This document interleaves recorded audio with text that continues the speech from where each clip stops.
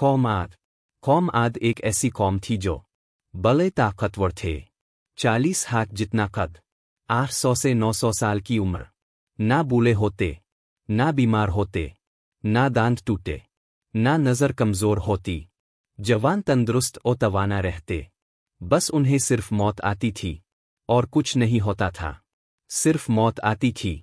उनकी तरफ अल्लाह ताला ने हज़रत एवद अलैहि अस्सलाम को भेजा।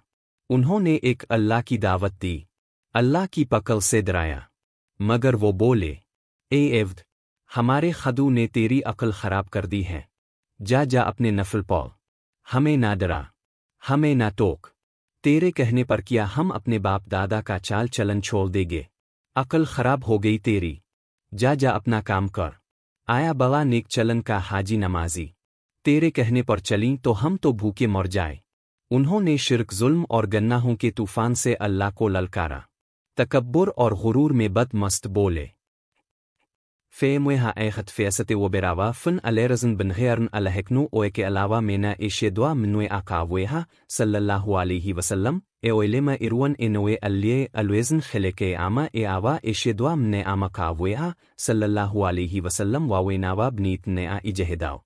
अब कौम आद ने तो बेवजह ज़मीन में सरकशी शुरू कर दी और कहने लगे, हमसे ज़ोर आवर कौन है? एक, क्या उन्हें ये नज़र न आया कि जिसने इसे पैदा किया वो उनसे बहुत ही ज़्यादा ज़ोर आवर है? दो, वो आखिर तक हमारी आयतों का 3 इनकार ही करते रहे। कोई है हमसे ज़्यादा ताकतवर तो लाओ ना, हमें किससे डराते हो?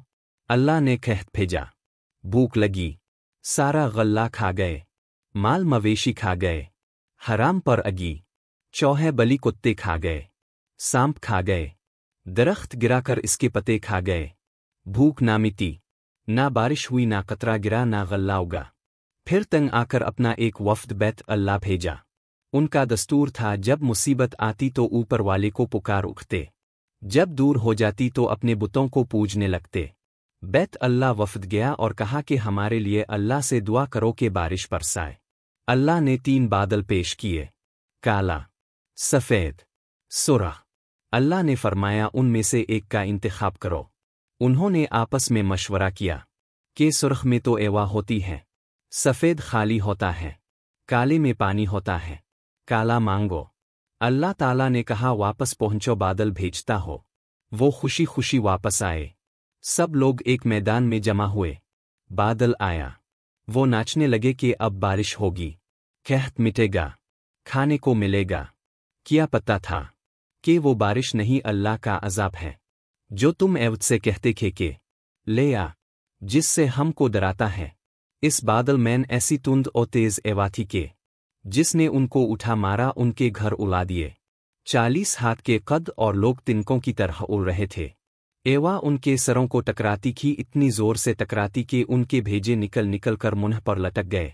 बाज लोग भागकर गार में घुस गए कि यहाँ तो एवा नहीं आ सकती, मगर मेरे रब का हुक्म होकर रहता है। एवा गार में बगूले की तरह दाखिल होती और इनको बाहर उठाकर फेंक देती। अल्लाह ने फरमाया, फैल तरी मन बाकिया, क्या कोई बाकी बचा है?